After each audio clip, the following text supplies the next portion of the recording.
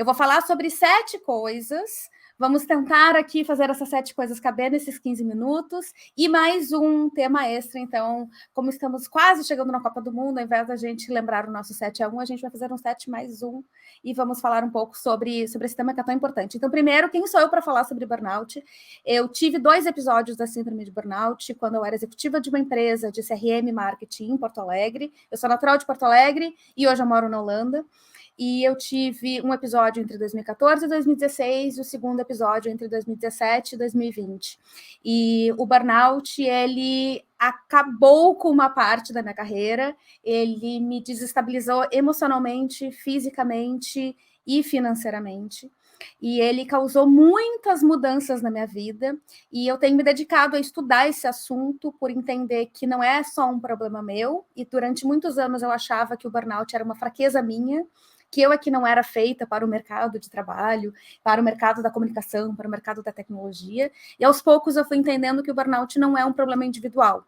Então, essa é a primeira coisa que eu quero compartilhar com vocês, o burnout não é um problema individual, ele é uma corresponsabilidade entre o indivíduo, sim, a organização, o ambiente onde ele está inserido e a sociedade. Todos os 3 são atores e têm diferentes papéis. Eu vou falar que hoje, nesse nosso papo, a gente vai ter uma introdução a esse assunto e vocês, obviamente, depois podem entrar em contato comigo para a gente poder aprofundar.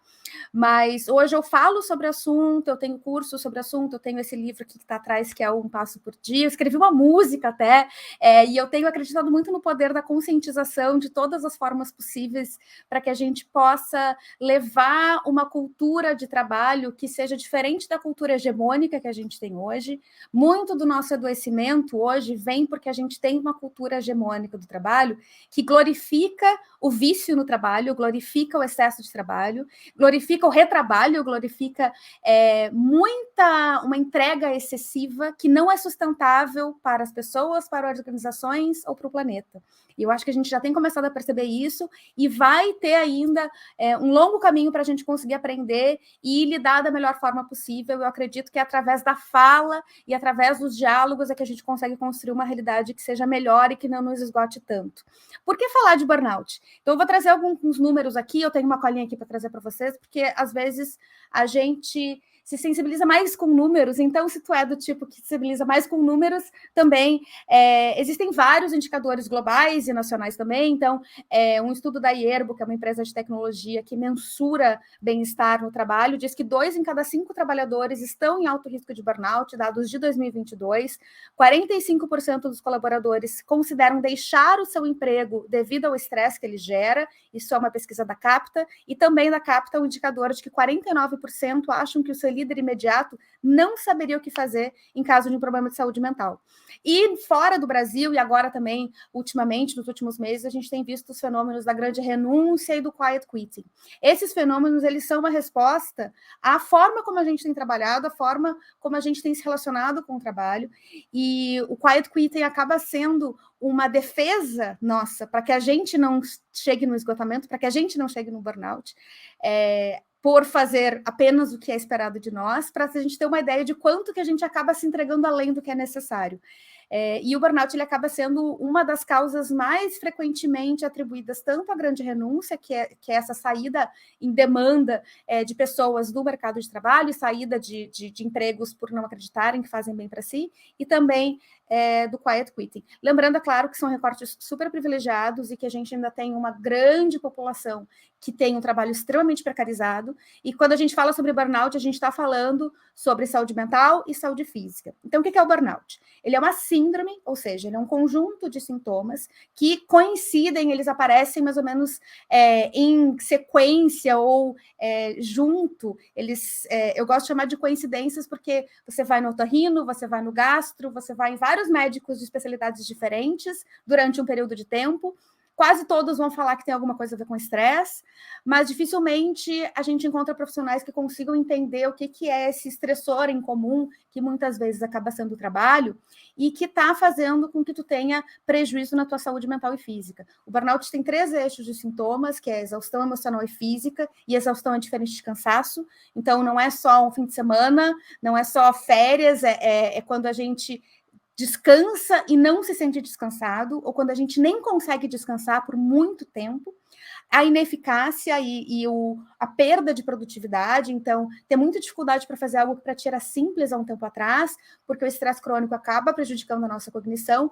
E, por último, a despersonalização e o cinismo, que é uma sensação de que eu não acredito mais no que eu estou fazendo, eu não acredito mais nas pessoas de modo geral, e eu não acredito que o que eu faço faz alguma diferença. E é muito triste a gente chegar nesse ponto, justamente porque a gente aqui trabalhando com comunicação, a gente trabalha com criatividade, a gente trabalha com inovação, a gente trabalha querendo tocar as pessoas de alguma forma, querendo mover as pessoas de alguma forma, e quando a gente chega nesse ponto de despersonalização, é um sintoma muito triste que dá para a gente uma sensação de que nunca vai passar, mas existem várias formas da gente conseguir endereçar isso.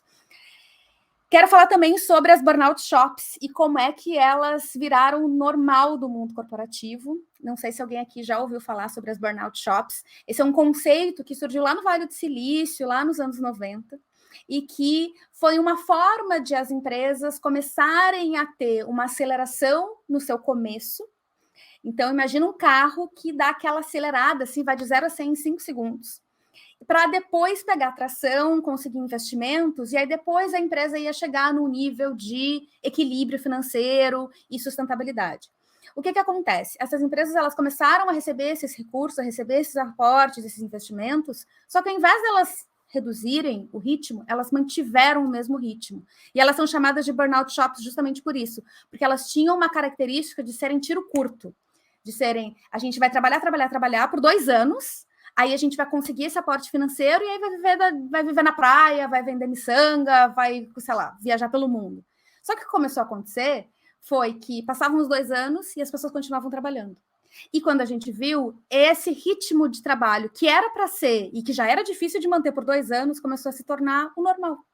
Então, a gente precisa parar e olhar para que ritmo de trabalho que a gente está entendendo como normal, que tipo de coisa que a gente está normalizando no nosso dia a dia hoje, que tipo de comunicação que a gente normaliza no dia a dia hoje. Eu dei uma palestra umas 2 semanas atrás e a pessoa que me contratou para fazer uma palestra de saúde mental me ligou no WhatsApp 18 vezes, faltando 2 minutos para a palestra, para garantir que eu estaria na palestra, sendo que eu já estava conectada e tudo. Então, que nível de ansiedade e que nível de pressão que a gente está tolerando e está achando que é normal? Imagina uma pessoa que faz uma palestra de saúde mental, é contratada dessa forma, imagina as pessoas que estão nas vendas ou que estão em áreas que naturalmente têm mais pressão. E aí a gente precisa olhar para esse contexto e entender que, de novo, o burnout é uma questão sistêmica. Isso não é para tirar o nosso poder de recuperação e de rever a nossa relação com o trabalho. É para que a gente entenda que a nossa atitude vai refletir na cultura, e hoje eu sou muito ativista nisso, inclusive, de trazer a saúde mental como um direito e como algo necessário para a gente cultivar na nossa relação com o trabalho, porque senão a gente não vai conseguir chegar muito longe. Quarto ponto, além do estresse, o trauma. Além da questão do estresse em si, que já é algo que gera muitos danos à nossa saúde, existe uma correlação muito forte de burnout e trauma. Tanto o trauma pela pessoa que sofreu esgotamento, porque é uma situação muito forte, é muito pesado. Para uma pessoa chegar num nível de burnout, para chegar num colapso de burnout, ela está muitos meses, às vezes anos, acumulando estresse, e isso vai gerar uma consequência por mais de 2 a 3, 4, 5 anos. No meu caso, eu levei quase 5 anos para conseguir me recolocar, e tem pessoas que levam 3, 4, 5, 10 anos, dependendo da gravidade dos sintomas e quanto tempo demorou para pedir ajuda e para entender que não dava para voltar a fazer a mesma coisa do mesmo jeito que estava antes. E aí, a gente tem também uma correlação muito grande de burnout com assédio moral. E aí, nesse caso, a gente tem o trauma como uma coisa muito importante.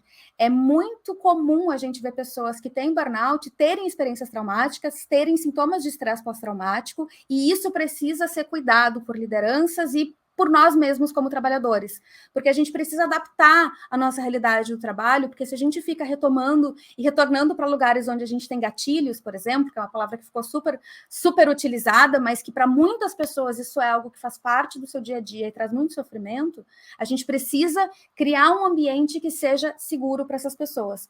E aí a gente está doente de uma cultura hegemônica do trabalho, que talvez tenha feito sentido para algumas poucas pessoas até aqui, mas está fazendo cada vez menos sentido para cada vez menos gente, e a gente realmente precisa de contracultura, e a gente precisa de movimentos que se contraponham a isso. A gente tem o Lucas Schuch, que fala muito sobre o mercado da propaganda e tem essa postura crítica, tem o Ken Fujioka, que fala também sobre isso, que liderou o estudo sobre assédio moral, tem a Maíra Blasi, que fala sobre liderança, o Thiago Pelais. A gente tem muitas vozes que são muito necessárias e que já falam sobre isso, para que a gente consiga reconstruir essa cultura e reescrever essa cultura do trabalho.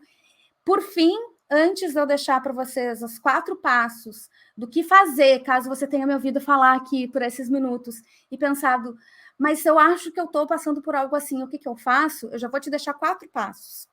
Antes disso, eu quero te deixar com uma palavra que tem sido cada vez menos parte da nossa rotina e do nosso dia a dia, que é segurança. O estresse, ele é uma sensação de ameaça. E ele é uma resposta do nosso organismo que a gente não controla. O que a gente consegue controlar é como que a gente consegue reagir a esse estresse no tempo. A gente consegue treinar para que quando a gente tiver uma outra situação, a gente reaja melhor. Mas na hora, a gente não tem o que fazer. O melhor antídoto para o estresse é a segurança, porque é o oposto de ameaça, é a segurança. Então, a gente começa cultivando segurança com a gente mesmo, porque muitas vezes a gente está imerso em narrativas internas de que a gente não é bom o suficiente, impostorismo, e aí entra muito os assédios, entram as discriminações que fazem com que a gente se sinta ainda pior do que as nossas próprias questões internas. Entra a segurança psicológica dos ambientes de trabalho para que a gente consiga se sentir à vontade para falar sobre as coisas e à vontade para expressar as nossas opiniões, e entra a segurança até de uma forma coletiva, porque a gente está, obviamente, imerso num contexto muito complicado, mas que existem vários interesses e várias tecnologias que estão baseadas em fazer com que a gente sinta raiva e medo. Quanto mais a gente passa tempo nas redes sociais, quanto mais a gente passa tempo imersos no Black Mirror, a gente acaba cultivando essa ansiedade. E aí a gente acaba fazendo o que já é difícil, fica mais difícil ainda. Então, a minha dica aqui é olhar para as coisas e para os momentos do dia em que você se sente seguro, promover o senso de segurança em outras pessoas e observar o que acontece. Porque a partir do momento que a gente cria o senso de segurança na nossa vida, na nossa relação com o trabalho e na nossa relação com o outro, a gente deixa que melhores coisas emerjam, a gente permite que a nossa criatividade aflore de uma forma mais orgânica e mais livre, e a gente acaba produzindo de uma forma muito, muito mais legal, e eu posso dizer isso por experiência própria, já faz 5 anos que eu estou nessa vida, e eu posso dizer para vocês que é libertador, é um jeito muito, muito, muito mais saudável e muito mais sustentável de se trabalhar. Por último, 4 dicas, 4 passos em caso de suspeita de burnout. O primeiro passo é atenção. Então, eu tenho no meu site, em carolmilters.com, tem uma autoavaliação que não substitui diagnóstico, mas pode te dar uma ideia de sintomas e de pontos de atenção. Começar a prestar atenção no teu corpo, nas tuas sensações, onde que dói, onde que tá tenso, quais as dores, como que tá o teu sono, como que estão as tuas emoções. Primeiro, prestar atenção em você. Conversar com quem esteja próximo, que você confie, trocar uma ideia, ouvir o que as pessoas estão falando a teu respeito e acolher isso, porque muitas vezes as pessoas à nossa volta já não estão nos reconhecendo e a gente ainda está teimando que está tudo bem. O segundo é ajuda especializada. Não tem como a gente sarar uma perna quebrada só passando a mão na perna e deixando a natureza se encarregar. A gente precisa ir num traumatologista, num ortopedista, e ele precisa fazer a intervenção necessária. E muitas vezes a gente precisa de profissionais de saúde para fazer a intervenção necessária, dependendo do nosso caso. Em terceiro, o afastamento do estressor. Então, se você já sabe que você tem uma fonte de estresse que é a que mais está te causando o transtorno, peça um afastamento temporário, se afaste como você pode, com uma folga, com uso de hora extra, com afastamento médico. Faça o que for possível para você. Se afaste do estressor, porque isso vai te dar perspectiva. Isso vai te ajudar a perceber o que pode melhorar e o que está errado, e também vai te permitir descansar e meio que resetar o teu sistema. E, por último, adaptação. Se você chegou num ponto em que você não está se sentindo bem, que você está tendo queixas físicas, cognitivas, emocionais, você não vai ter como voltar para o mesmo ambiente onde você se sentiu assim. Então, vai ter que ter uma negociação entre você e a organização, o ambiente onde você está. Às vezes você é autônomo e você vai ter que negociar consigo mesmo para entender até onde você consegue ir, onde que você trabalha melhor e como que o trabalho consegue fazer mais sentido para você. Eu acredito muito que a partir desses prejuízos e dessas coisas ruins, a gente pode gerar coisas que possam ser muito boas. O burnout foi muito doloroso para mim, mas acabou me trazendo muitas amizades, muitas relações maravilhosas em um mundo de conhecimento que eu jamais teria acesso antes. Então, eu também espero que, a partir das experiências de outras pessoas e a partir do nosso conhecimento e da nossa segurança para falar sobre isso, a gente também possa revolucionar a forma como a gente se relaciona com o trabalho. Obrigada, Ramon, e muito, muito, muito obrigada, Mestre GP.